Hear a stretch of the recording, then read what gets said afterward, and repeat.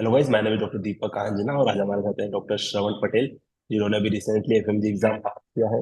तो आज हम इनसे जानेंगे कि इन्होंने कैसे अपनी प्रिपरेशन करी और रशिया से एमबीबीएस करके आने के बाद इंडिया में क्या सारी चीजें चेंजेस करी, प्रिपरेशन टाइम कैसा था, और भी बहुत सारी चीजें हम इनसे जानेंगे। So thank you so much join करने के लिए श्रवण, एंड कॉन्ग्रेचुलेशन।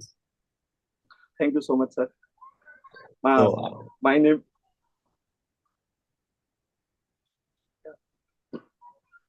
हाँ, कोई दिक्कत नहीं। थ्री थ्री थ्री हाँ ठीक है. होता है। हाँ sir. My name is Shravan Patel, and I cleared FMG exam in first attempt. I scored 187 out of 300, and I did my MBBS from Volgograd State Medical University, Russia.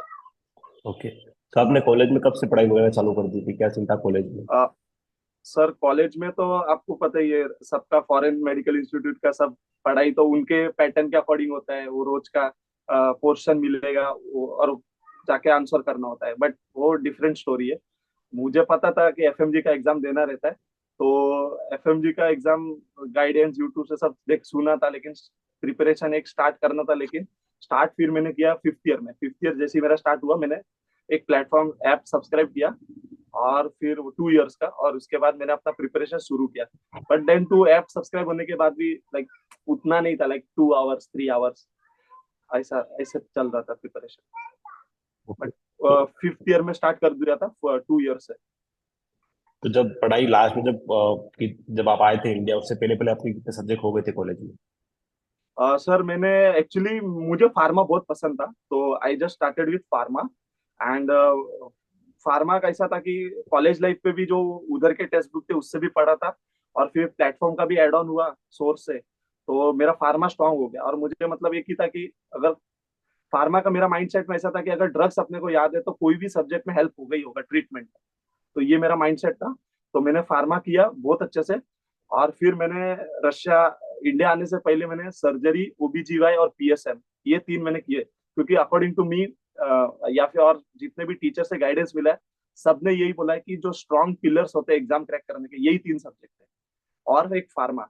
वो तो ये चार सब्जेक्ट मैंने पूरा अच्छे से किया. और रेस्ट मैंने पैथोलॉजी किया हुआ था, फिजियो किया हुआ था, बायोकेम किया था. मतलब इन डीप नहीं, बट ओवरऑल ओवरव्यू से किया हुआ था. मतलब रिवाइज करूंगा तो हो जाएगा ऐसे. तो मैंने 7 to 8 सब्जेक्ट किए थे इंडिया आने से पहले. Okay okay. तो जब पढ़ाई आपने जब सीरियसली स्टार्ट की, तो कॉलेज लाइफ में पढ़ाई चालू करना ही बड़ी स्ट्रगल होता है ना, तो वहाँ वो क्या स्ट्रगल रहा पढ़ाई स्टार्ट कर, क्योंकि स्टार्टिंग मन ही नहीं करता पढ़ने का। हाँ. वो तो ऐसे था सर, डिपेंड करता ना हर एक स्टूडेंट का माइंडसेट, और उसका जो family background, status, financial situation, उस पर डिपेंड करता है. अगर कोई भी स्टूडेंट को पता है कि उसके माँ बाप उसको कैसे पैसा भेज रहे हैं, कितनी मेहनत कर रहे हैं, कहाँ से पैसा आ रहा है, अगर वो उसके दिमाग में है, तो वो ऑटोमेटिक वो पढ़ेगा ही. तो जैसे हमारे ये हमको भी माँ बाप पढ़ा रहे, तो मेरे को पता है लाइक इंटरनली कि वो पैसा कहाँ से आ रहा है, कितना डिफिकल्ट है उनके लिए भी, और घर से दूर. तो ऑटोमेटिक एक मन में वो आ जाती है, और हर बार कॉल करते पढ़ रहा है ना, तो ऐसा बोलते हैं, झूठ नहीं बोला जाता. तो उससे इंटरनली मतलब मन से ऐसा आ जाता कि नहीं, पढ़ना चाहिए, मुझे फोकस करना चाहिए, और ये एक एग्जाम.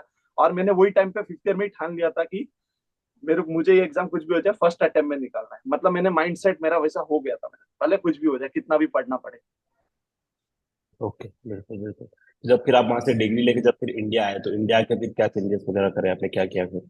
मैंने सर फिफ्थ ईयर में ही जब मैंने ऐप सब्सक्राइब किया, तो मेरा डिसाइडेड था कि मैं घर पे रह के पढ़ूंगा. बिकॉज आई मुझे ना दिल्ली जाना पसंद नहीं था, और दूसरा उधर की फीस भी ज्यादा. दो रीजन है. और एक, घर से मैं दूर 6 साल रहा हूँ, तो मेरे रहने थे, और मुझे खुद पर भरोसा था कि मैं घर पे रह के कर सकता हूँ. तो मैंने मेरा जो ऐप था उस पर ट्रस्ट किया, एक सोर्स को फॉलो किया, और फिर इंडिया आके मैंने अपना इधर आके प्रिपरेशन स्टार्ट कर दिया. और starting phase of the preparation इतना नहीं जाता था, like hours of study, 6 hour पढ़ लिया, बोर हो जाता था, ध्यान इधर उधर हो जाता था. फिर आपने मेरे को एक एडवाइस दिया था इंस्टाग्राम पे कि इंस्टाग्राम को डिलीट कर लो, आपका हो जाएगा.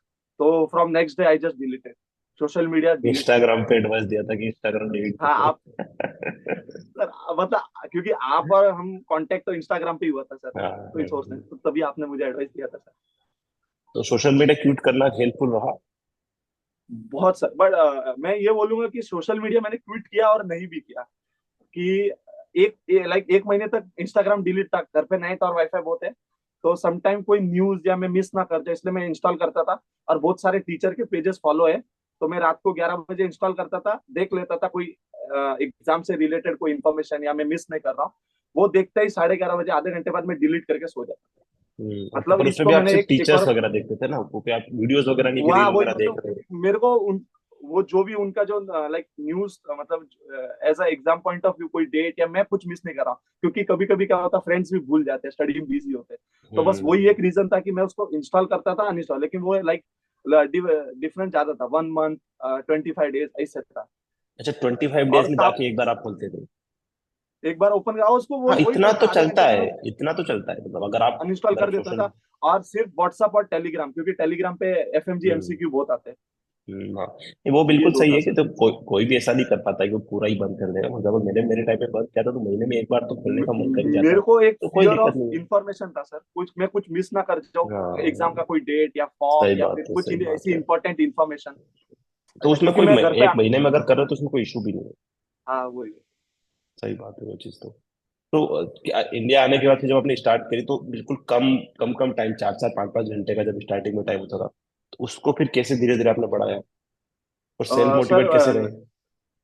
मोटिवेट तो अभी घर पे मम्मी पापा है, बात करते रहते हैं, तेरा मतलब पढ़ अच्छे से निकालना है, मतलब रोज उनसे जो बात होती है ना, वो सबसे बड़ा मोटिवेशन है मेरे लिए। तो उनका चेहरा भी देख लो तो पढ़ने का मन करता है।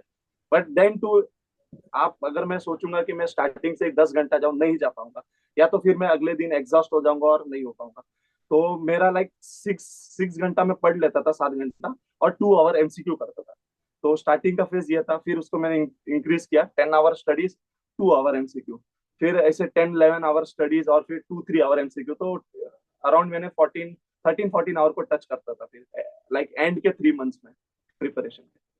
बिल्कुल बिल्कुल, वो चीज तो वो धीरे धीरे इम्प्रूवमेंट होता है। एक साथ अगर आप सोचो कि 10, और जब आप सेल्फ स्टडी करो तब तो वैसे भी पॉसिबल नहीं कि हाँ। हाँ, अगर आपने कोई कोचिंग वगैरह ज्वाइन करा तो ऑब्वियसली आपको फर्स्ट डे से 12 घंटे पढ़ना पड़ता है, क्लासेस ही 12 घंटे की हाँ लग रही है। तो उनको थोड़ा इजी पड़ता है जल्दी उस जंप करने में, कंपेयर टू वो कि अगर आप सेल्फ कर रहे हो तो थोड़ा सा उसमें एक्स्ट्रा एफर्ट भी चाहिए कि रोज क्या करना है। टेस्ट वगैरह फिर कैसे देते थे, मॉक वगैरह कब से स्टार्ट किए थे? सर मैंने मेरा एक्चुअली सो जैसे यूट्यूब हो गया, टीचर्स लोग एडवाइस करते थे, तो टीचर्स लोग के एडवाइस यही था कि आज ही मॉक, मतलब जो पहला मॉक है वो आज ही दे दो।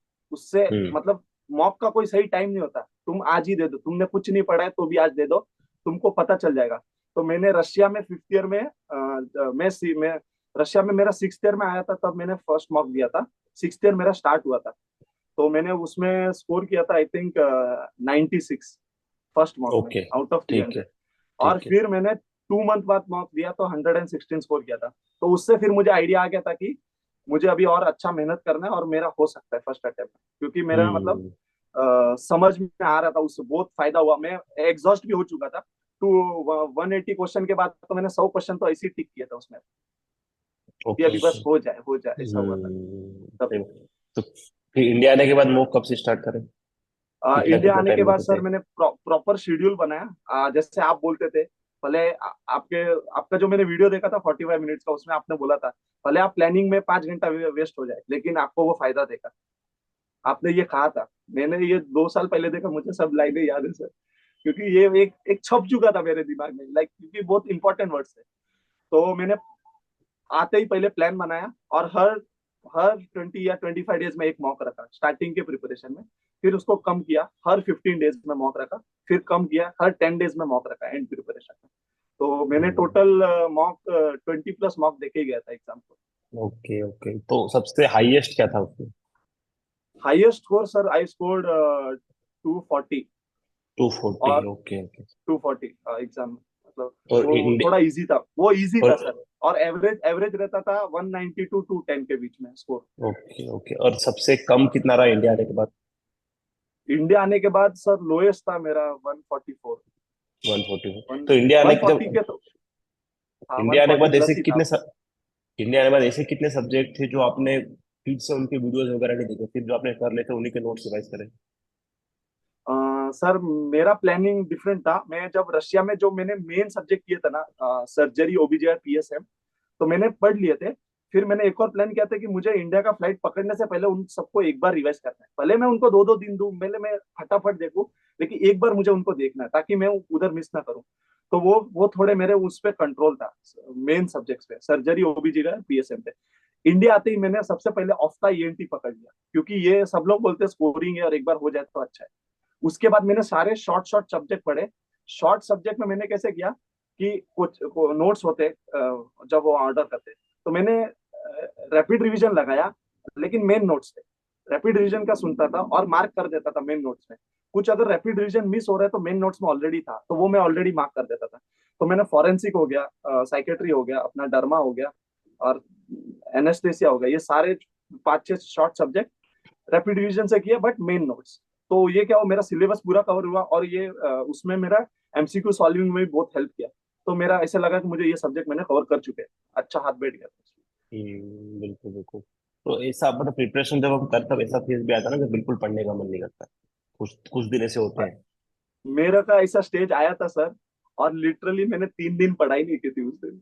मुझे बहुत दुख हुआ था, बट अंदर से इच्छा टूट चुकी थी। और मैं लाइक फिर उस दिन मैंने पहले दिन मूवी देखा, दूसरे दिन टाइम पास किया, बुक ओपन किया, लेकिन इन्फॉर्मेशन जा नहीं रहा था। मेरे वो 3 डेज वेस्ट हुए। लेकिन उसके बाद फिर मैंने खुद को बूस्ट अप किया। मैं बोला अभी ये वेस्ट हो गए कोई ना, लेकिन आगे अभी इसको जो भी है और अच्छे से करना है। तो ऐसा फेस भी आया था कि ऐसा नहीं कि मैं रोज ही पढ़ा, ऐसा हुआ ही कभी नहीं हो सकता। ये फेस भी आया हम्म, था, मैं खुद फेस किया था, मुझे बहुत इंटरनली पेन भी हुआ, लाइक नहीं करना चाहिए था। बट ये काइंड ऑफ एक मतलब माइंड ही होता मतलब ही है इधर। वो, एक आप जब पढ़ते जाते हो तो एक फेज कुछ दिन आते हैं, आप पूरे महीना नहीं पढ़ाई कर सकते हो। मेरे इंडिया आने के 3 महीने बाद ये फेस आया था, और फिर उसके बाद 3 दिन हम्म। का गैप हुआ, फिर मैंने प्रिपरेशन पकड़ा खुद का वापस। सही बात है, तो थोड़ा मोड़ा ब्रेक चलता है, इतना तो इसमें ज्यादा दिक्कत नहीं है। तो लास्ट में फिर वही जो आपके, जो भी जो ऐसे लोग हैं जो प्रिपरेशन कर रहे हैं या फेल हुए हैं, उन लोगों को क्या कुछ बोलना चाहते हो, जो लोग जूनियर्स कॉलेज में हैं उनको? सर मैं जूनियर्स को यही बोलूंगा कि सबसे पहले तो वो एक माइंडसेट बना ले। अगर वो सोचेंगे कि फर्स्ट अटेम्प्ट में होगा तो उनका होगा, मैं ये बोलता हूँ, ये मैं मानता हूँ। अब मैंने सोचा था फर्स्ट अटेम्प्ट में निकालूंगा, माइंडसेट था, उसके फिर माइंडसेट के बाद एक अपने आप रास्ता बनता जाता है कि मुझे अभी ये करना है, ये करना है, ये करूंगा तो मेरा हो जाएगा। सबसे पहला माइंडसेट। उसके बाद एग्जाम को क्रैक करने का एक ही है कि हार्डवर्क। हार्डवर्क, रिवीजन और कंसिस्टेंसी, ये तीन आप फॉलो किए, एग्जाम निकलेगा। बिना हार्डवर्क के आप सोचोगे नहीं होगा। मेरे बहुत सारे मतलब एक दो दो तीन फ्रेंड्स थे, लाइक प्रॉपरली नहीं बोल सकता, बट उनको अभी ऐसे दुख होता कि थोड़ा और अच्छे से पढ़ लिया होता तो फर्स्ट बारी में निकल जाते। बिल्कुल सही बात है। और जो जो लोग फेल हुए हैं उनको कुछ टिप्स? फेल, मेरे एक दो क्लोज फ्रेंड्स हुए, मुझे बहुत फेल हुआ है, बट मुझे, मैं यही कहना चाहता हूँ कि I trust them very well. और मुझे पता है कहीं ना कहीं उनकी प्रिपरेशन ऑलमोस्ट उन्होंने भी अपना बेस्ट ही दिया है, बट कहीं ना कहीं वो भी जानते हैं कि वो कहीं ना कहीं लैक हुए रहेंगे, या फिर कोई ना कोई सब्जेक्ट उन्होंने मिस किया होगा। मैं चाहूंगा कि वो सब्जेक्ट पूरा करें और एमसीक्यू प्रैक्टिस करें। और जो मेन सब्जेक्ट है ना, जो 4 सब्जेक्ट है, सर्जरी, ओबीजी, पीएसएम और फार्मा, ये अच्छे से करें।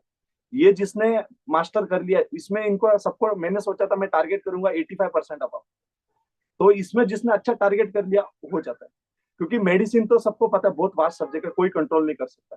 मेडिसिन का मैंने सर यूट्यूब पे एडवाइस दिया था सर का। सर बोले कि आप एंडोक्राइनोलॉजी कर लो, सीएनएस के पीवाईक्यू कर लो, और कार्डियोलॉजी के भी पीवाईक्यू के टॉपिक्स कर लो, और और रिमोटोलॉजी पूरा अच्छे से कर लो। तो मैंने सिर्फ एंडोक्रिनो और रिमोटोलॉजी अच्छे से किया था मेन वीडियो से, और उनका सारा इंफॉर्मेशन ऐसे। मेडिसिन मैंने ऐसे किया था, तो मेडिसिन भी मेरा अच्छा खासा ही गया था। और मेडिसिन के क्वेश्चन पैथो और फिजियो अगर ये आता है तो उससे भी सॉल्व होते हैं, ऑलमोस्ट होते बिल्कुल सही बात है, तो फोर्थ स्टेप तो बीच में छोड़ जाती है। तो बिल्कुल आपने बहुत अच्छी चीजें हमारे साथ शेयर करी, आई थिंक इससे बहुत सारे लोगों को हेल्प भी मिलेगी। तो thank you so much join करने के लिए, और इसी तरह के वीडियोस को देखने के लिए इस चैनल को सब्सक्राइब करिए और अपने दोस्तों के साथ इस वीडियो को हैं। अरे शेयर करिए। थैंक यू सो मच भाई। Sir, thank you. So hello guys, अगर आप लोग अपनी नीट पीजी आईएफएमजी की प्रिपरेशन स्टार्ट करने की सोच रहे हैं, सो अन अकेडमी के भी जो सब्सक्रिप्शन है वो 40% डिस्काउंट पे आपको मिल रहे हैं। जो प्लस कोर्सेज है अन अकेडमी के, अगर आपको 1 मंथ, 6 मंथ, 12 मंथ की प्राइस चाहिए, ये प्राइस पे आपको मिल जाएंगे। अगर आपको आइकोनिक प्लान में चाहिए जिसमें अन अकेडमी प्लस प्रेपरेटर दोनों प्लान आपको मिलते हैं, तो 6 मंथ 28,000 में, 12 मंथ 34, और 24 45,000 में। तो इसमें आप अन अकेडमी और दोनों तो इसमें आपको जो आइकॉनिक प्लान है इसमें नोट्स भी इंक्लूडेड हैं, जो प्रेपेडर के जो नोट्स है, और ये आपको 40% डिस्काउंट मिल रहा है। इस पर आप मेरा कूपन कोड यूज कर सकते हो, DRDEEPAK10। तो इससे आपको 20% डिस्काउंट इस पे मिल जाएगा आपको पूरा। और FMG की आप प्रिपरेशन कर स्टार्ट करने की सोच रहे हैं तो FMG के लिए अनअकैडमी पर भी लाइव बैच चालू हो चुकी है 10 फरवरी से, जो 5 मंथ की बैच है। फरवरी टू अप्रैल तक आपके 19 सब्जेक्ट की थ्योरी करवाई जाएगी, और अप्रैल से जून तक आपको PYQs और इमेज बेस्ड क्वेश्चन करवाए जाएंगे। और ये 6 मंथ का सब्सक्रिप्शन जो है आपको 15,300 पे मिल रहा है। तो जो इस पर आप कूपन कोड मेरा यूज कर सकते हैं, DRDEEPAK10, तो उससे आपको 20% डिस्काउंट इस पे मिल जाएगा। और जो वही फैकल्टीज जो आपको गौतम नगर दिल्ली में पढ़ाती है, उन्हीं से आप घर बैठ के लाइव पढ़ सकते हैं। तो आप आज ही मेरा कोड यूज करिए और अनअकैडमी से प्रिपरेशन स्टार्ट करिए।